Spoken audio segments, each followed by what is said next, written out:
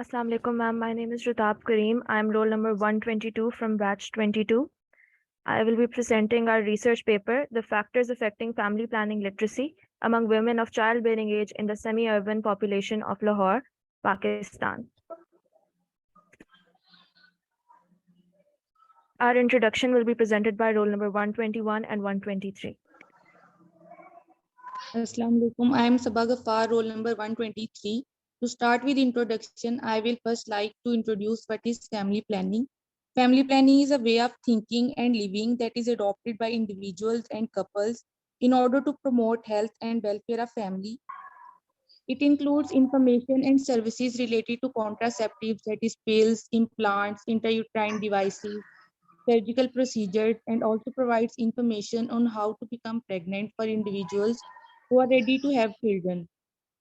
Health literacy is the capacity to obtain, process, and understand basic health information and services.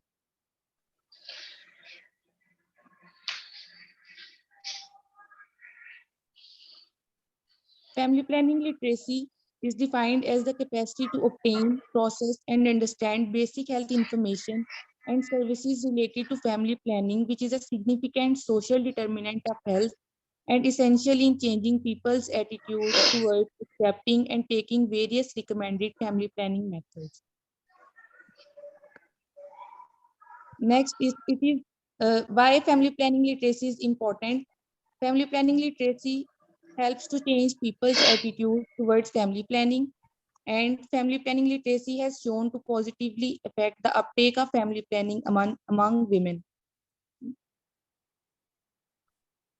The benefits of family planning will be presented by roll number 121, Ruba.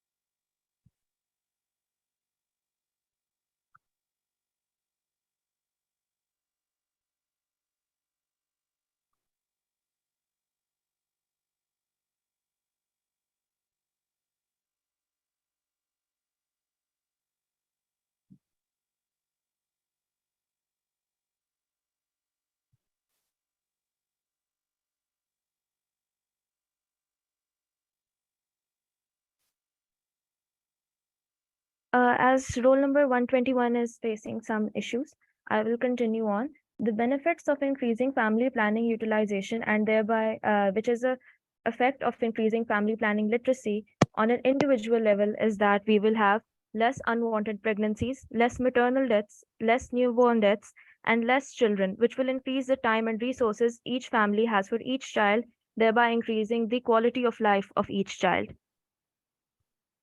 The need for family planning on a national level is that Pakistan's population is currently the fifth highest in the world.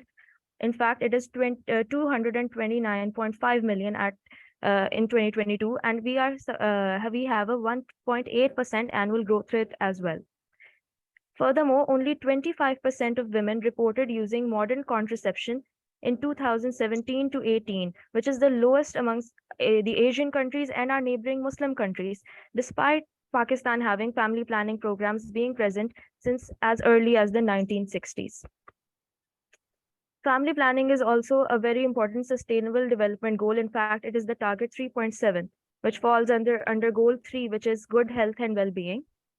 And goal 3.7 is the universal access to sexual and reproductive care, family planning, and education. Pakistan pledged in 2015 to meet these sustainable development goals to the United Nations. As roll number 121 is back, she will continue on with this presentation. Roll number 121, Rubair Khan, am I audible?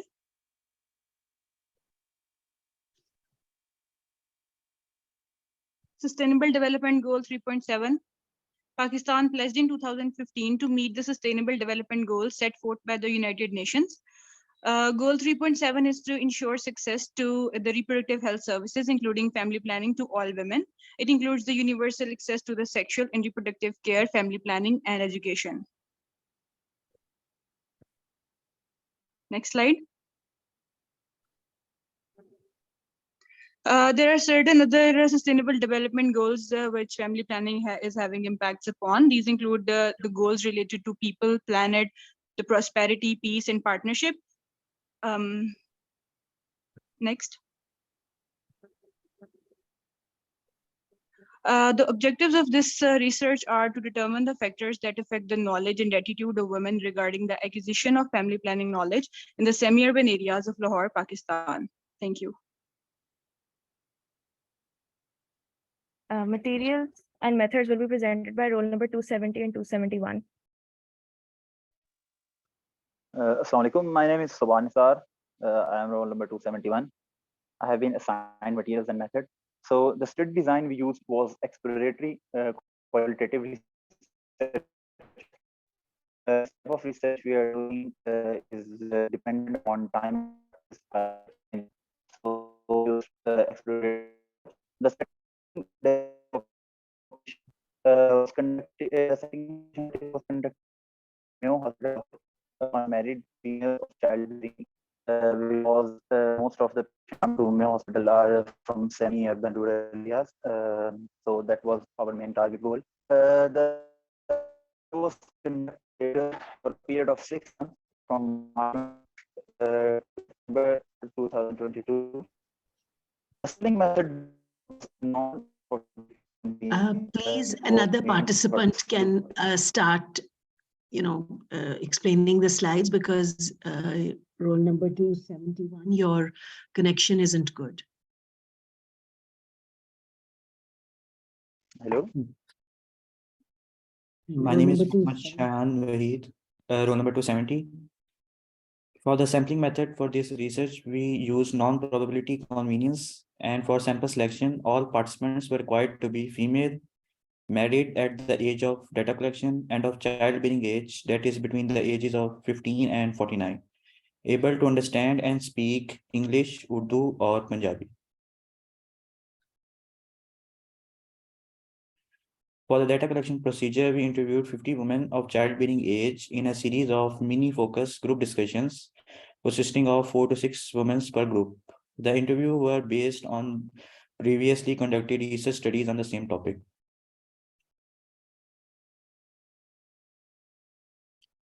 For the data collection tool, the interview guide was divided into 3 parts. The first was social demographics, basic information about the woman. The second part was family planning attitude, which included questions about their knowledge about family planning, methods of contraception, and if they had used any. The third part was family planning literacy. Open-ended questions were asked about their opinions and thought about family planning and what efforts they had done to acquire some knowledge about family planning. For ethical considerations, informed oral consent was taken from all the participants. The participants were ensured that their name and identities will be kept confidential. Participants were told to express themselves openly without fear of judgment by telling them that no answer was right or wrong. All interviewers were female in order to increase the comfort of participants. Comprehensive transcripts were developed from interview recordings and field notes. Quality control was done by cross-checking information for completeness and consistency before and during data processing. The transcribed data was analyzed using content analysis to obtain the information. Content analysis is a research method for the subjective interpretation of the content of data. Through content analysis, sub-themes were identified and grouped together in a total of 3 themes by color coding. Transcribing involved a repeated review of transcripts and listening to the audio tapes. Codes were then clustered together and subcategories followed by categories were created. Categories were merged and the main theme was identified.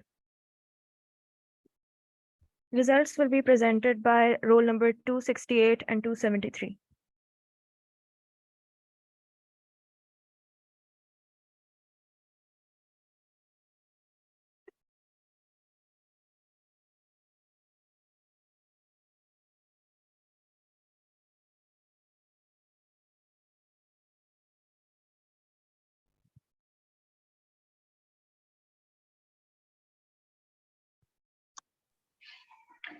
The first factor is religion. Numerous participants cited religion as the main reason they were hesitant to even consider learning more about family planning. All of our participants were Muslims. Believe God is the decider of how many children they should have. The decision of how many children they should have was not theirs to make. Making learning about family planning is worthless. Ma'am, my name is Muhammad Shaban, roll number 268. Their statement were children are given by God as a gift who are way to control such matters. I don't think learning about family planning is necessary. I have never wanted to know about family planning, nor have I ever needed to know how many children we have are decided by God. We have no say in these matters. Why would I want to learn more of these matters when they are not mine to interfere in? Next. The second factor is lack of education among females.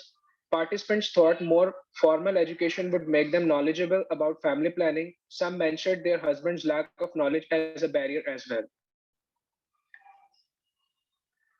Illiteracy is the biggest problem in gaining knowledge about family planning. You see, you are educated and working here. Surely, if I was given the same opportunity, I would also know these things and learn about them.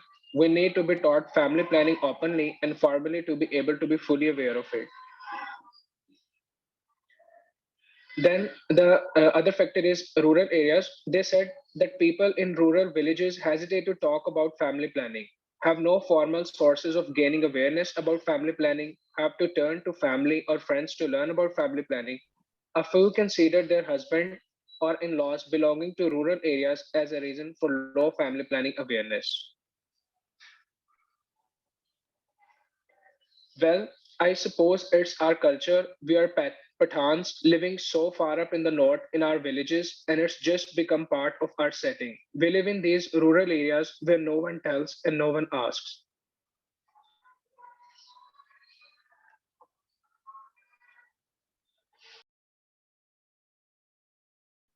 Assalamu alaikum. Myself, Mohammed Tajammul Hussain, roll number 273. And the second factor, which I will proceed with, negative attitude, disagreements with husbands regarding family planning. Husband or in-laws unhappiness with them for trying to learn about family planning methods was a source of discouragement. Many attributed this to their husbands belonging to rural areas or having less education. In-laws dislike family planning due to desire to have more than three children or religious beliefs. In contrast, sister-in-laws or mothers-in-laws that had used or currently using family planning methods were sources of encouragement and impart family planning knowledge. Me and my husband used to have disagreement about this all, all the time. He is illiterate and he lived in a rural village for most of his life, so that is probably why these things just don't fit right with him, and he just doesn't believe in them. And the second factor, lack of discussion on family planning, is another major issue. The majority of women don't discuss family planning with their husbands, felt embarrassment to bring up family planning in their homes and open the discussion. Spending more time with their husband talking about more family planning made partners more accepting of family planning. Discussions made the women more comfortable as well. My husband used to stay out all the day due to his work. We never had a chance to discuss anything about family planning. Currently, he is at home for longer periods, so we have been able to discuss it more. And when we talked, I was able to convince him to change his mind about family planning. And the number third factor, fear of side effects due to misinformation. Knowledge of side effects was mostly limited to those suffered by relatives or neighbors. Sometimes just rumors of random women that lived in the village that had suffered some unfortunate side effects. These side effects were detailed but brief, but usually related to infertility. I have heard from many people that there are many side effects of using these things, and it is harmful. It could even result in infertility. This made me nervous to the point that I have never tried to gain knowledge about it. Why would I take such a risk? Discussion will be presented by roll numbers 122, 124, 125, and 269.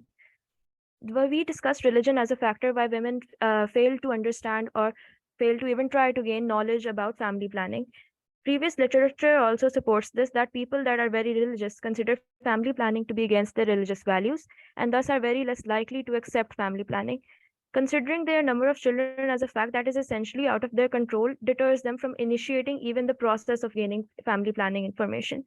Possible solutions which have been presented as interventions are involving religious leaders in spreading family planning messages to families, especially in rural areas. Lack of education also emerged as a factor in our findings. Previous literature states that better education helps people understand the medical aspects of family planning and thus decreases their misconceptions, making them more accepting of family planning. A quality education can increase the confidence, the autonomy, and initiate effective communication among women, especially with their husbands. And this can enable them to play a more active part in decision making in the household and decide from themselves whether they want to use family planning or gain family planning information or not. Assalamu alaikum. My name is Sabah Sattar, roll number 125. And the next factor that we have found is the rural setting, which is also linked to the previous factor, which is lack of education. As we all know, that the people in the rural setting are less educated, especially women, and they have less social exposure, which leads to them being embarrassed and them being having a fear of social stigma. And thirdly, they have poorer information sources. Obviously, that is also elderly in their house who are also less educated. And the possible solution about this will be the LHWs and LHVs working there and mass media campaigns.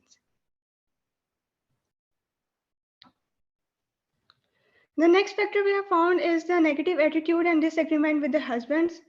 And the previous literature also states that the negative attitude of the husbands cause increased unmet need for the family planning. Lack of education and rural upbringing with husbands disapproving family planning and making one-sided decisions. Obviously, a lack of cooperation and a lack of communication between wives and husbands always lead to problems with the family planning. And the possible solution for it is obviously mass media, messaging targeting men, and men specifically respond better to family planning advertising and public service announcement campaigns. Thank you.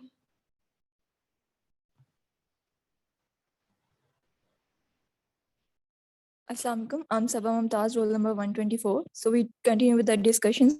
In our study, we found that lack of discussion was associated with lower family planning literacy.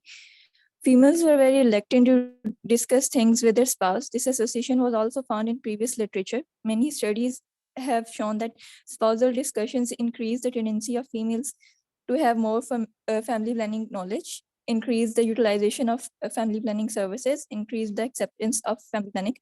So proposed solution to address this will be group discussions in which particularly men along with their wives are included, and similarly counseling sessions.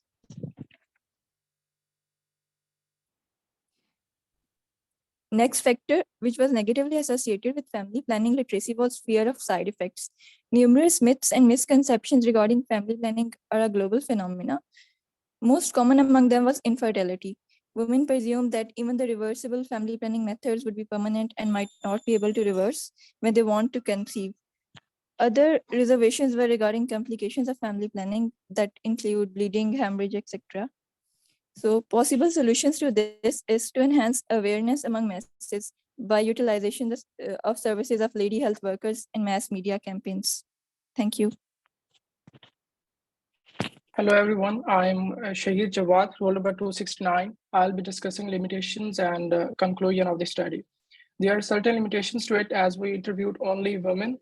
It was difficult to accurately assess the views of husband and in-laws regarding family planning without bias, as their expressed views might have been different with their prejudices. Social desirability bias is another limitation. Next. Conclusion.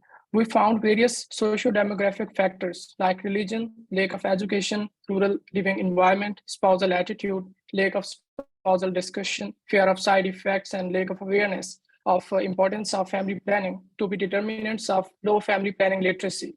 We need to tackle these problems quickly and effectively to put a check on Pakistan's rapidly rising population, which is currently increasing at a rate of about 1.9% per annum. Thank you.